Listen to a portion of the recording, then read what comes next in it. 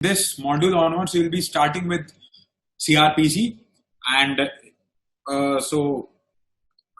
this is more of the procedural law that we have, and there are a lot of things, all those of you who must have studied CrPC, because there are a lot of things which are not given in the book, and which only comes with practical knowledge that we gain by going to the courts frequently. So if any question that you have in regards CrPC or regarding the how does the criminal trial or investigation inquiry takes place in our country, please let us know, because it is CrPC is as important as IPC and evidence, because it deals with your entire procedure.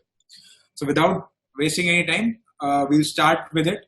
So CrPC, so in this module we'll be aiming at the initial provisions, that is some of the definition clause, and of course the hierarchy of the criminal courts and the powers that that they have. So the definition clause, it is given under section 2.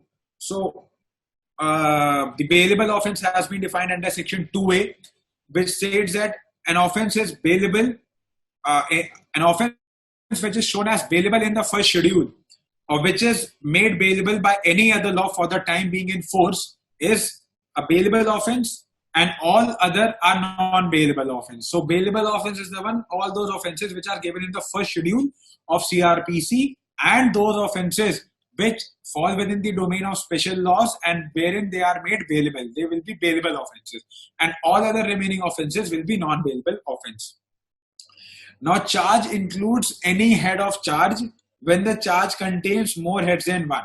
So when we will be dealing with the chapter of charge, what charges have been leveled against you, the court often asks, charge under section so and so, this act, charge under section so and so. That is what your charge is. Charge can also be, of course, can be a single, it can be multiplicity of charges also.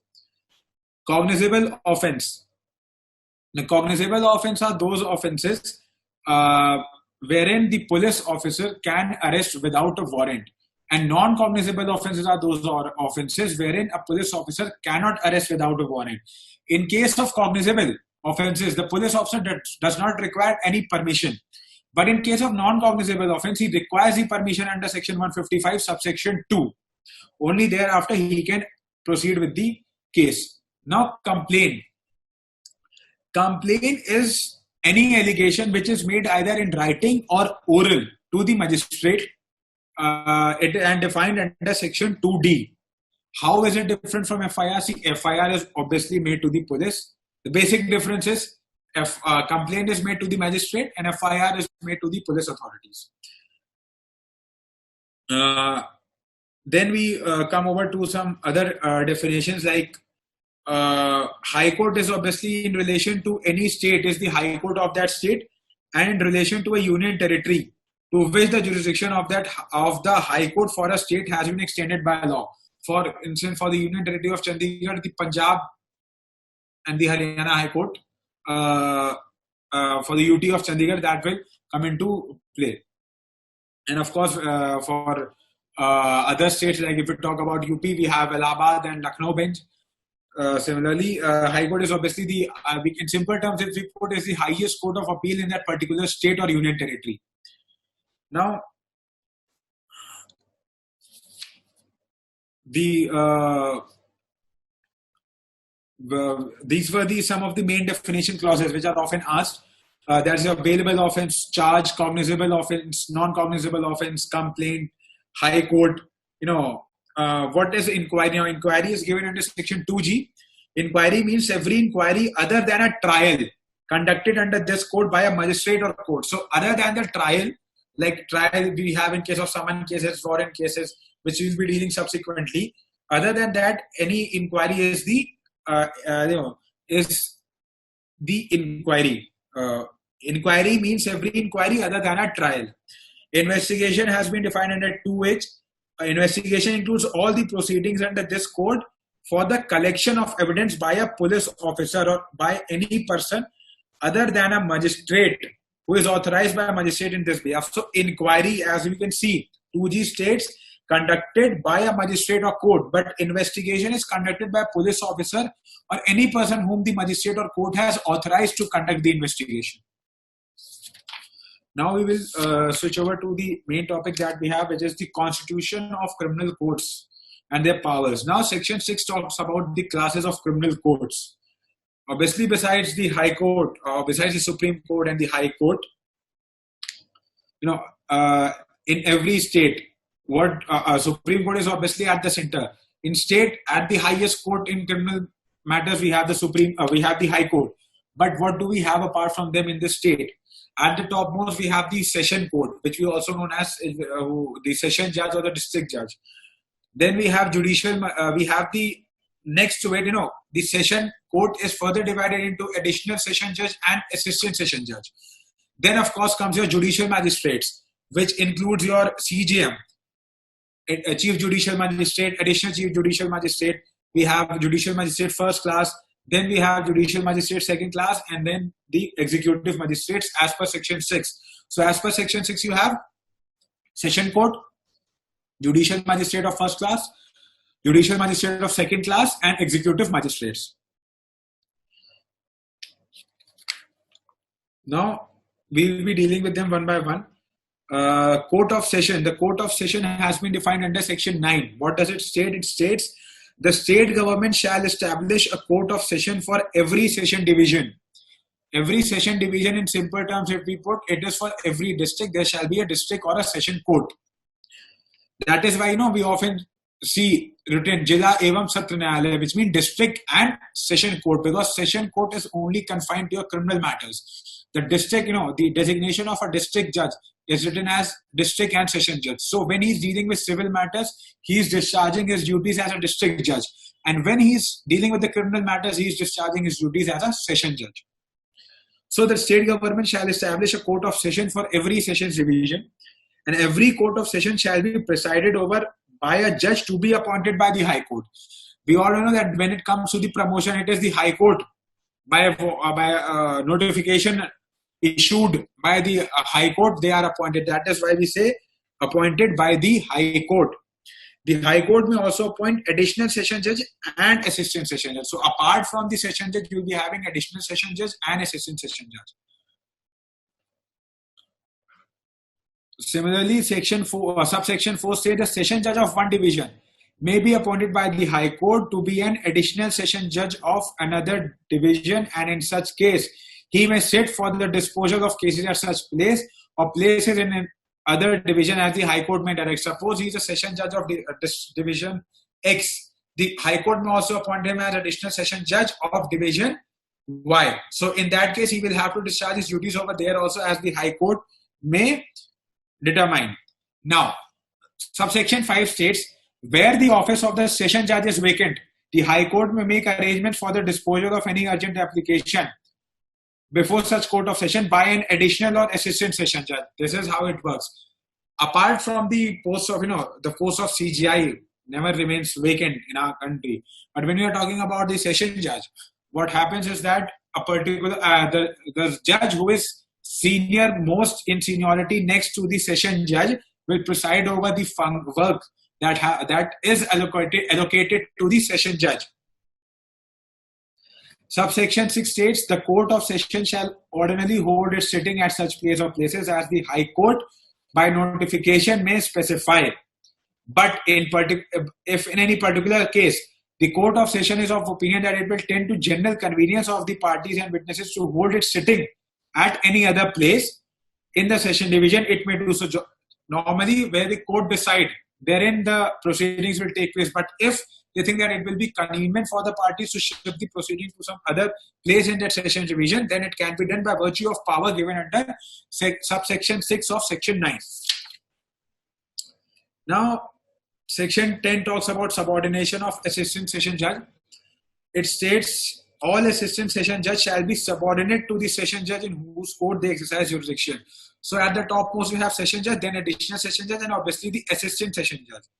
And the session judge may from time to time make rules consistent with this code as to the distribution of business among such judges, assistant session judges. Like we have the system of roster in the High Court and the Supreme Court. Similarly, we have it in the session courts also. The judge decide. For instance, now we have some special courts coming up. Now SC/ST Act. Now the SC/ST will be presided over by a judge who is of the cadre of as additional session judge. So the judge will determine whether Mr. X will sit over there or Mr. Y will sit over there. Now section 11 talks about the courts of judicial magistrates. So court of judicial magistrates, what do we have? We have the court of CJM, we have the court of ACJM, and we have the court of judicial magistrate. First class judicial magistrate. If you go through the practicality, now what there is one sort of homework that I am giving you. If you search all the judicial officers that are there in a district, we very seldom do we come the nomenclature that is given is different in different states. For instance, we talk about UP. Very seldom do we come across this post judicial magistrate second class. It is either judicial magistrate first class, then ACJM, and then CJM. So when we are talking about magistrates, so if we see in practicality, we have CJM, then we have ACJM, and then we have judicial magistrate first classes. Now, this was the practical application. Now, what does Section 11 states? In every district, which is not a metropolitan area, because in metropolitan area wherein the population is 1 million, we have metropolitan magistrates. There shall be established as many courts of judicial magistrates of first class and second class, as the state government may, after consultation with the High Court, by notification specify. So there can be 4 courts of judicial magistrate first class or second class. It depends. The state government may determine it with the consultation of the High Court and determine depending upon the cases in that particular locality. Then accordingly the courts will be established. Now subsection 3. Obviously subsection 2 states that they will be appointed by the High Court when their promotion is due, or when examination takes place, the notification of appointment is appointed by the High Court only. Subsection 3 states the High Court may, whenever it appears to it be expedient or necessary, confer the powers of a judicial magistrate of the first class or of the second class on any member of judicial service of the state functioning as a judge in civil court. If suppose the vacancy is there, then the High Court may give an additional charge to any person who is working over there.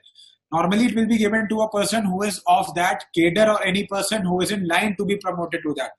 An additional session judge obviously can, in practicality, we see that they can discharge, but the High Court may determine that any person who is functioning as a judge in the civil court, if there is a vacant court, then they may discharge the function of judicial magistrate first class or the second class. Section 12 talks about CGM and ACGM. The chief judicial magistrate is your head of magistracy in a district and session court, and next to him is the additional chief judicial magistrate. Now, section 13 talks about special judicial magistrate. The High Court, if requested by central or state government, may appoint special judicial magistrate. A special judicial magistrate are appointed in regards any special, it can be special CGM of custom court. We have, or it can be in any matters wherein the court, the central government and the state government think that it is necessary to establish the court in regards to this particular law, then the High Court may appoint a special judicial magistrate. As per subsection 2, their normal term is 1 year, but it can be extended beyond that. Subsection 3 states that the High Court may empower a special judicial magistrate to exercise the powers of a metropolitan magistrate in relation to any metropolitan area outside his local jurisdiction. If there is any metropolitan area which is outside his local jurisdiction and there is no metropolitan magistrate appointed, then the special judicial magistrate will be asked to discharge his function.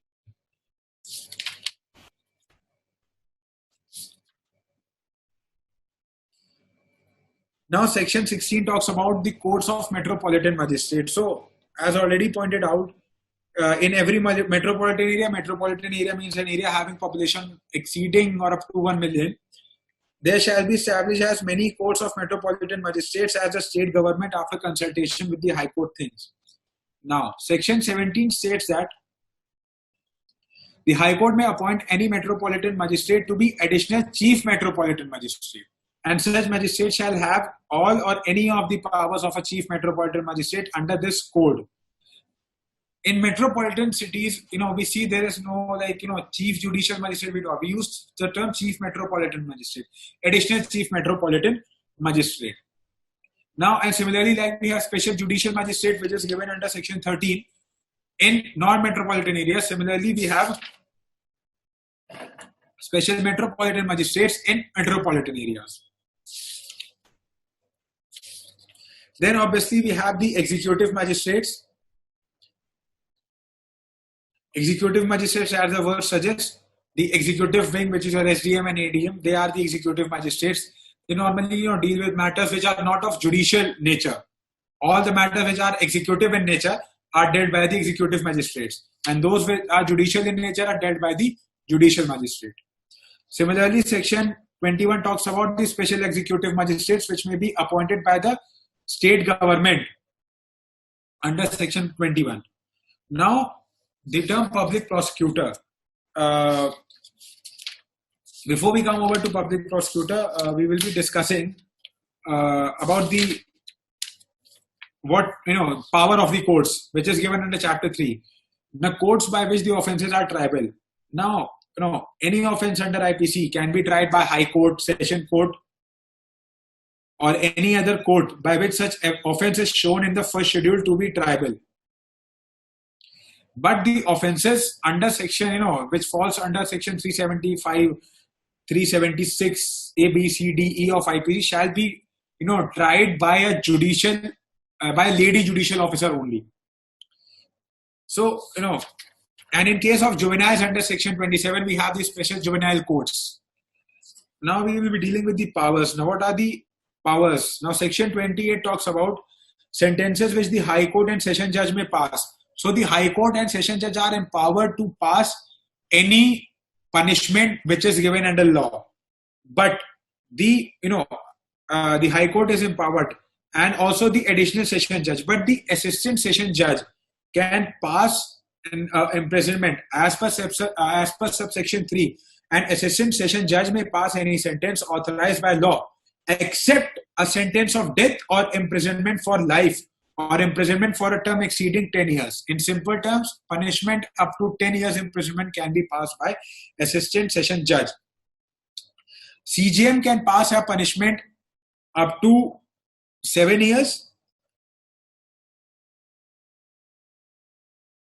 First class magistrate can pass a punishment up to 3 years. Second class can pass up to 1 year. Similarly, the Chief Metropolitan Magistrate shall have the powers of the CJM, which is up to 7 years, and Judicial Magistrate First Class, that is your additional Chief Metropolitan Magistrate, 3 years, and the Metropolitan Magistrate 1 year.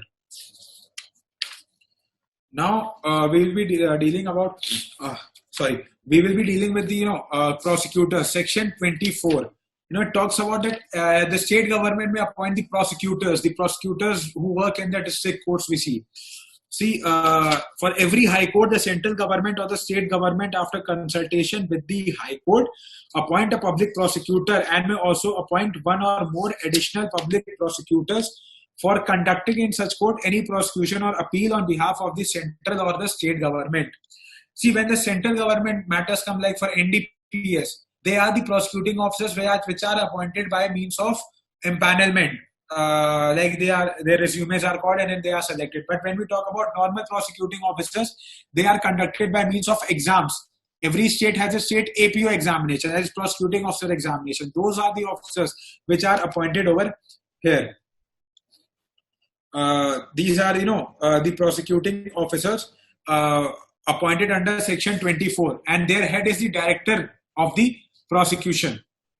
So section 24 talks about public prosecutors, and section 25 talks about obviously the assistant public prosecutor, and 25A is Directorate of Prosecution, who is their head. So this was all about the the introductory part of CrPC, the definitions, the powers of the court, and the other relevant provisions which are given in the introductory part. If there's any problem, any practical question that you have, please feel free to answer us, because I will still say that this is one subject wherein apart from having the knowledge which is of the case laws and the bare provision, it is very important to have the practical knowledge that we have as to what is how is a session judge different from the district judge? How is a additional district judge different from an additional session judge? So if there are any questions regarding it, please let us know. We will answer them.